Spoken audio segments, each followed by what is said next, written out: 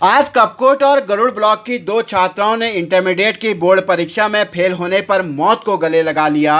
18 और 19 साल की दोनों किशोरियों ने किन परिस्थितियों में यह भयानक कदम उठाया, इस पर सबकी अलग अलग राय हो सकती है।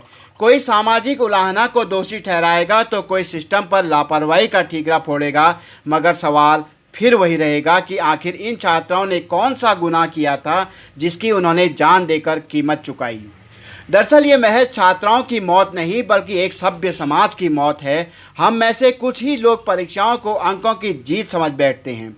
हम समझते हैं कि बेहद खर्चीले स्कूलों में पढ़ाने के बाद हासिल किए गए अधिक नंबरों से हम समाज में सम्मानित हो जाएंगे, मगर हम भूल जाते हैं कि नंबरों का गणित जीवन में कहीं भी काम नहीं आता।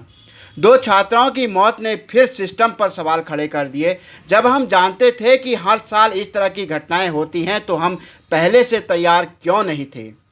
अभिभावकों को जागरूक क्यों नहीं किया गया? ऐसी प्लानिंग क्यों नहीं हुई जिससे बच्चों के मौत के आंकड़े को कम किया जाता या उन्हें रोका जाता?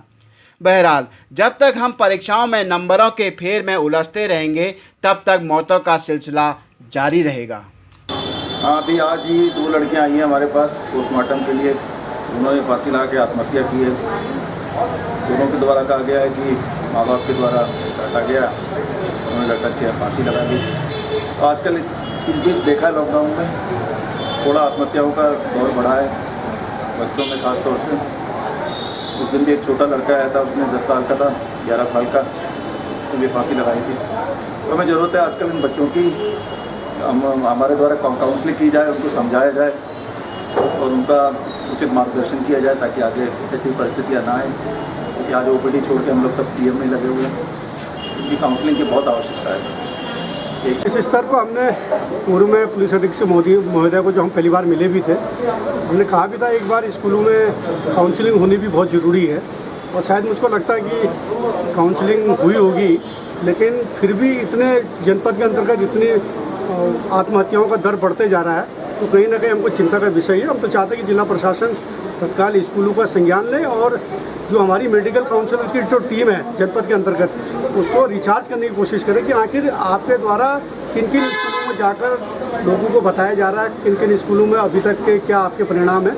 अगर उनके द्वारा कोई ऐसी कार्रवाई नहीं की गई तो उनके खिलाफ भी कार्रवाई होनी चाहिए। तो मैं यही कहना चाहता हूँ कि भाई एक बार मेडिकल काउंसिल होनी बहुत ज़रूरी है स्कूलों में जाकर, और स्कूलों में विद्यार्थियों के बीच में बैठकर काउंसलिंग जरूरी है। बहुत अच्छा अवसर है कि एक कमियों को अपने समझने का, कि उनके अंदर क्या कमी रह गई थी कि वो अनुत्तीर्ण हुए या फिर उनको कम मार्क्स आए। देखिए, हमेशा अपने आप को मुझे लगता है कि अंकों से नहीं तोलना चाहिए। लाइफ में बहुत कुछ करने के लिए होता है। तो अगर जो लोग अनुत्तीर्ण हुए हैं, जो लोग कम अंक से पास हुए हैं, तो उनको भी मैं बहुत सारी शुभकामनाएं देती हूँ और उनको मैं ये कहूँगी कि अपनी कमियों को देखें कि उनको कहाँ कमी रह गई। हो सकता है कि उनको बहुत आगे बढ़ने का अवसर आगे मिलने वाला है, इसलिए वो अनुत्तीर्ण हुए हैं या उनके मार्क्स कम आए, तो उनको अपनी कमियां पहचानने का, अपना आगे बढ़ने का एक अच्छा अवसर मान करके आगे बढ़ना चाहिए। और मुझे लगता है कि लाइफ में इंसान को कभी भी निराश नहीं होना चाहिए, बहुत अच्छे से हर चीज़ को करना चाहिए, तो सफलता ज़रूर एक ना एक दिन मिल जाती है। आज दो छात्राओं ने आत्महत्या करके समाज को उनकी असलियत दिखा दी। परीक्षाओं में मिली असफलता के बाद हम में से ही कुछ लोगों ने उन्हें सांत्वना देने में देर कर दी। अगर समय रहते भरोसे का एक हाथ उन छात्राओं के सर पर रख दिया होता तो शायद आज वे हमारे बीच जिंदा होती।